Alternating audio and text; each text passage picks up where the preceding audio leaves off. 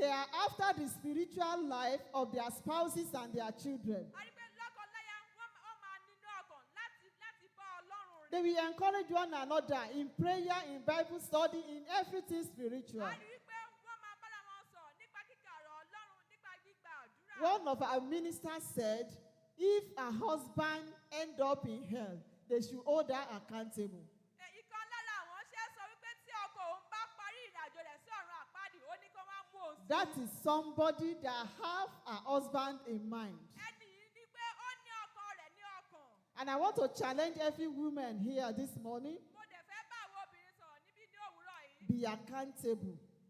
Ká máa fojú You are accountable for your husband and for your children's salvation. Ká máa wo ìṣesí àwọn ọmọ àti ọkọ wa, gbogbo bí wọ́n ṣe ṣe ó wà ní ọwọ́ wa. You are accountable. Don't say, Olomo. If you like, let him go anywhere. Let him end up anywhere. Ká sọ pé òun ló ní ayé, ibi tó bá wù kó parí ìrìnàjò ayé ẹ̀ sí. As a man in the house, Gẹ́gẹ́ bí ọkọ nínú you are ilé. accountable for the salvation of your wife and your children. Gẹ́gẹ́ bí ọkọ nílé, ó ní ojúṣe ṣe nípa ní ìdàgbàsí àwọn ọmọ. As a woman in the house, Gẹ́gẹ́ bí obìnrin nínú ilé. especially because some of these men, they are very stubborn. They are not ready to serve the Lord. A rí pé àwọn ọkùnrin wọ́n ṣe aláìgbọràn, wọn ò dẹ̀ ṣetán láti But sin as a Ọlọ́run. woman, Gẹ́gẹ́ bí obìnrin, your prayer can go a long way àdúrà rẹ̀ ó ní ọ̀nà in jíjìn putting tí ò the lọ life of your husband right. láti lè gbé ìgbé ayé ọkọ rẹ̀ sí ọ̀nà Heavenly tí ó minded tọ́. couple will think of how their marriage will bring glory to the name A of the rí Lord. pé àwọn lọ́kọláya tí wọ́n ní èrò ọ̀run ní ọkàn, a rí pé wọ́n máa wo bí ìgbéyàwó They wọn will yóò gather ṣe together ṣiṣẹ́. and think of how can we do better? Wá jọ ní èrò papọ̀ pé báwo How ni wọ́n ṣe can máa we ṣe dáadáa serve papọ̀? God better? Báwo ni ṣe máa sin Ọlọ́run And you dáradára? see them serving the Lord, getting involved together. A rí pé wọ́n jọ máa sin Ọlọ́run papọ̀. That is people that are heavenly minded. Àwọn tí ó ní èrò ọ̀run nínú ọkàn wọn Number nìyí. 2 is the resilience in trials. Ìyẹn ni wípé láì fira wọn sílẹ̀ nínú làálàá. Ìmọ́kànlé nínú làálàá. Ìmọ́kànlé The nínú world làálàá. is full of challenge. A rí pé inú ayé kún fún làálàá. And everybody is facing his own. A dẹ̀ rí pé ọ̀pọ̀lọpọ̀ ni ó ń dojúkọ tiẹ̀. Nobody without challenge. Kò sẹ́ni tí ò ní ìdojúkọ. Some people say even the rich are crying. Àwọn tiẹ̀ sọ pé àwọn olówó gan ń sunkún. So earthly challenges, difficulties, they are inevitable. A rí pé ìdojúkọ nínú ayé kò sóhun tí a lè sá fún. It may be financial struggle. Ó lè jẹ́ nípa ti owó. It may be health challenge. Ó lè jẹ́ pé It àìsàn may be ni. relationship problem. Ó lè jẹ́ pé ti ìbáṣepọ̀ You may be ni. having problem with your husband or your Ó wife. lè jẹ́ ìwàhálà It's láàárín part ọkọ of àti ìyàwó. life.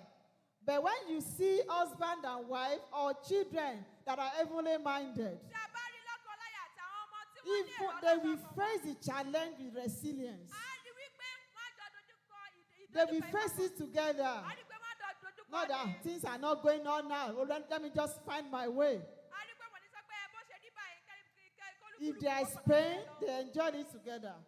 If there is pain, they endure it together. A rí pé tí ẹ̀dùn bá wà, tí wàhálà bá wà, a rí pé wọ́n máa jọ They forí face tì. it together. A rí pé wọ́n jọ dojúkọ They ni. face it together.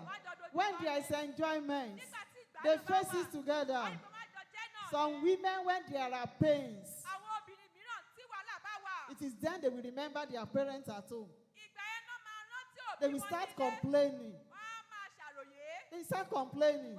And some husband, when there is enjoyment, Àwọn ọ̀pọ̀lọpọ̀ ọkùnrin nígbà tí àdùn bá the wà, woman that endure with them, àwọn obìnrin tó bá wọn jùyà, they will just forget about that wọ́n á wá woman. gbàgbé They'll obìnrin be náà. looking for another woman Wọ́n á máa- aside. wọ́n á máa wá You know, obìnrin mìíràn níta. those are not the character of somebody that is heavenly Èyí minded. ò kí ń ṣe ìwà ẹni tí ó ní Whatever ọ̀dọ́ pains ọkàn. we are going through, Ohun tó bá jẹ́ ìdojúkọ tí a bá we must know that it is temporal. lálà tí a bá ń It is dojúkọ, ó wà fún temporal. ìgbà díẹ̀, ó wà We fún are ìgbà going to díẹ̀. overcome it. A máa borí rẹ̀. And it will work if we are together. Ìyẹn ni pé a ò bọ́ni rẹ̀ tí a bá wà ní Another ìṣọ̀kan. character of heavenly minded couple or single, generosity and stewardship. A rí pé àwọn ohun tí ó ti lè rí nínú ọlọ́kọláya àti ọ̀dọ́ tí ó ní èrò ti ọ̀run nínú wọn ni You know, wípé some people are bound with earthly possession. They are bound with earthly a possession. rí pé ohun tí ayé ní ẹlòmíràn lé.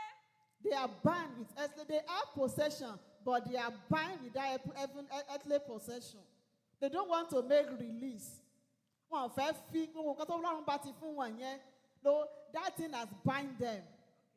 Wọ́n fẹ́ fi síta. They don't want to give out. Generosity. ìyẹn fífi fúnni, Generosity fífi fúnni. is one of the character of people that are heavenly minded. Èyí jẹ́ àmúyẹ tó wà lára àwọn tí ó ní èrò ọ̀run ní ọkàn wọn. Your time is a blessing. Àkókò rẹ ó jẹ́ Your ìbùkún. talent is a blessing. Ẹ̀bùn tí Ọlọ́run fẹ́ The jẹ́ ìbùkún. treasure you have is a blessing. Àwọn ọ̀rọ̀ tó ní Your jẹ́ ìbùkún. possession is a blessing. Àwọn ọ̀rọ̀ tó And ní it's jẹ́ not ìbùkún. your home. Kò ṣe tìrẹ. So when you see heavenly minded people, Tí a bá rí àwọn tó ní èrò ti ọ̀run they ní are ọkàn wọn, generous. a rí wípé wọ́n fi They are fúnni. generous. Wọ́n fi fúnni. They are not holding on to what they have. A rí wípé kò ṣe àwọn nìkan ló ní Some ohun of tí wọ́n ní. us, the blessing that God wants to give us is like halogen lights. A rí pé ọ̀pọ̀lọpọ̀ wa ìbùkún tí Ọlọ́run fẹ́ fún wa ó dàbí halogen light tó máa ń You mọ́lẹ̀ know kedere. halogen lights. A mọ halogen light. Compare with torch lights. Ká wá fi wé torchlight lásán. Some people, God just released torch lights for them Ọ̀pọ̀lọpọ̀ Ọlọ́run tiẹ̀ fún torchlight ní. and they hold on to it. Àìpé wọ́n máa dìímú They are not ṣinṣin. making release. A rí pé And wọ́n- before you know it, the halogen light that God wants to bring, they will lose it. A rí pé ọ̀pọ̀lọpọ̀ tí Ọlọ́run fún torchlight wọ́n tún dìímú wọn fi síta tó yẹ pé halogen lọ́nà dẹ̀ sì fẹ́ fún wọn. There is nothing we have that is not from God. Gbogbo tí a ní láti ọ̀dọ̀ Ọlọ́run wá ní. Heavenly minded couple, heavenly minded single, they invest in eternal things. A rí pé lọ́kọláya àti ọ̀dọ́ tó bá ní ìjọba ọ̀run ní èrò ọkàn wọn, a rí pé wọ́n máa ṣiṣẹ́ ní fún ti ohun tí ń They ṣe ti invest in ọ̀run. eternal things. A rí pé wọ́n á ṣiṣẹ́ fún ohun tí ń ṣe ti ọ̀run. Because the book of Matthew chapter 6 verse 21 says we should lay our treasure in heaven. Anything we have in this earth is for God. Ohun gbogbo tí a bá ní nínú ayé ìfún ti Ọlọ́run ni. And we must not be self-centered with it. A gbọ́dọ̀ jẹ́ tó Another word, another character of heavenly minded couple or single, òmíràn tá a tún lè rí ni especially couples, nínú lọ́kọláya. conflict resolution with grace. Ìbálàjà láàárín lọ́kọláya pẹ̀lú oore ọ̀fẹ́. Conflict, when there's problem, conflict resolution. Ìyẹn ni pé ìbálàjà nígbà tí wàhálà bá wà nípa oore ọ̀fẹ́ Ọlọ́run. Couple experience conflicts. A rí pé lọ́kọláya wọ́n máa ń ní ìdojúkọ. We are not talking of fighting ourselves, A ò sọ nípa bíbára but we wa are jà. talking of there may be disagreements. A rí pé ọ̀rọ̀ disagreement lè wáyé. There may be disagreements. A rí pé a lè má bára wa Heavenly yé. minded couple, they will approach any conflict with peace of mind. Lọ́kọláya tí ó ní èrò ọ̀run ní ọkàn rẹ̀, a rí pé tó bá tiẹ̀ ní èdè àìyedè, wọ́n máa fi oore ọ̀fẹ́ Ọlọ́run They yanjú will rẹ̀. desire reconciliation. A rí wípé wọ́n máa ṣe àtúnṣe láàrin ara wọn. They don't try to win to just win an argument. Wọ́n ní lọ́kàn pé That is my home. It's my home. wọ́n ní sọ pé It's ilé my mi home. ni If you don't want to follow my home, there will not be peace in this home. tí tèmi ni tó o bá tẹ̀lé mi, ìyẹn ni pé kò ní sí That is àlàáfíà nínú not ilé. the character of heavenly minded person. Kò ṣe ohun tí à ń sọ leléyìí. They practice forgiveness. Ìyẹn ni pé wọ́n máa ń darí They have ara wọn. humility. Wọ́n máa ń ní The ìrẹ̀lẹ̀ husband is sílẹ̀. not holding on to I'm the head of this family. Wọ́n kì í sọ pé èmi ni olórí ilé yìí. I'm the head of this Èmi family. ni olórí ilé And yìí. whatever I say is final. Ohunkóhun tí mo bá Or the sọ, woman is saying, I'm the owner of this household. èmi ni mo ní ilé yìí. I'm the owner of this kitchen. Kí Some obìnrin women, máa sọ pé- some women will say, I'm the owner of this kitchen. Kí obìnrin máa sọ pé èmi ni mo ní Nobody should enter this Kò kitchen. sẹ́nikẹ́ni tó gbọ́dọ̀ wọ kíṣìnì ìdáná Ọlọ́run ò yìí. ní jẹ́ o para ẹ o. Àmín.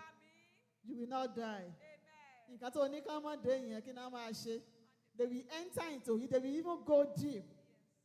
So we are talking of conflict resolution. A rí pé When there is conflict in the home, tí èdè-àìyedè when bá there wà is nílé, disagreements, tí èdè-àìyedè bá wà nílé, or a heavenly minded couple àwọn tọkọláya tó ní èrò or ọ̀run, heavenly minded maybe among siblings, àwọn youth, àwọn they will look for resolution. ẹgbẹ́ àti àbúrò àti lọ́kọláya, a rí pé wọ́n máa wá ọ̀nà láti They will fi look for a way òpin to sí ìjà. resolve it. Wọ́n máa wá ọ̀nà láti fi Not òpin that sí to ìjà keep náà. on or to scatter or to divorce. Dípò kí wọ́n máa wò pé òkè mi ò ká má fẹ́ra wa mọ́. Another thing is they seek God's will together. A rí wípé wọ́n máa ń wá ìfẹ́ Ọlọ́run papọ̀. Couples make decisions. A rí pé àwọn lọ́kọláya wọ́n máa jọ ní ìpinnu. They make decisions. Wọ́n máa jọ ní ìpinnu. Decision on their career, Ìpinnu nínú iṣẹ́ decision wọn. on investments. Ìpinnu lórí ohun tí wọ́n fẹ́ We want to wọ́n fẹ́ build ṣe. house. Wọ́n fẹ́ kọ́lé. We want to buy land. A fẹ́ ra ilẹ̀. Where do we buy the land? Ibo la ti fẹ́ ra ilẹ̀? How do we do this and Báwo that? la fẹ́ ṣe? Báwo la fẹ́ There ṣe? are major decisions. Ìyẹn ni àwọn tó But jọ any gbèrò. decision heavenly minded couple will make, Èrò tí lọ́kọláya they bá will fẹ́ ní, consider God. ìyẹn ni wípé wọ́n máa fi ti What Ọlọ́run is the ṣe. will of God? Tí ó bá ṣe They ti just ìfẹ́ don't Ọlọ́run, dabble into doing anything wọ́n tiẹ̀ ní ṣàdé máa ṣe ohun lásán. because they have the mind of Christ. Nítorí pé wọ́n ní ọkàn They will Kristi. seek the face of God. Wọ́n máa wá ojú God, Ọlọ́run. what can we do about this? Ọlọ́run kí ni ká ṣe nípa eléyìí? Do you believe that God is still speaking?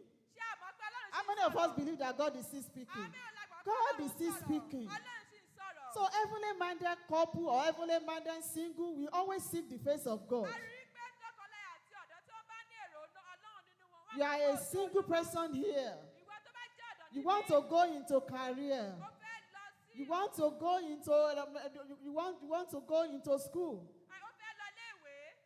Have you asked God? Ṣé o ti béèrè lọ́wọ́ Ọlọ́run? Have you asked God? Ṣé o ti béèrè And lọ́wọ́ it's a Ọlọ́run? challenge to all the parents here. Ìyẹn jẹ́ ìpèníjà fún gbogbo Some òbí of us níbí. we push our children. Ọ̀pọ̀lọpọ̀ náà a máa ń tẹ àwọn ọmọ We wa. push our children. A máa ń tẹ àwọn You ọmọ want wa. them to do what you want. A fẹ́ kí wọ́n ṣe ohun tí a fẹ́. You want them to do what you A want. fẹ́ kí wọ́n ṣe ohun tí a And fẹ́. I want to tell you, the way God made us, we are different. Àmọ́ fẹ́ sọ fún ẹ pé bí Ọlọ́run ṣe dá wa, ó In yàtọ̀. schools today,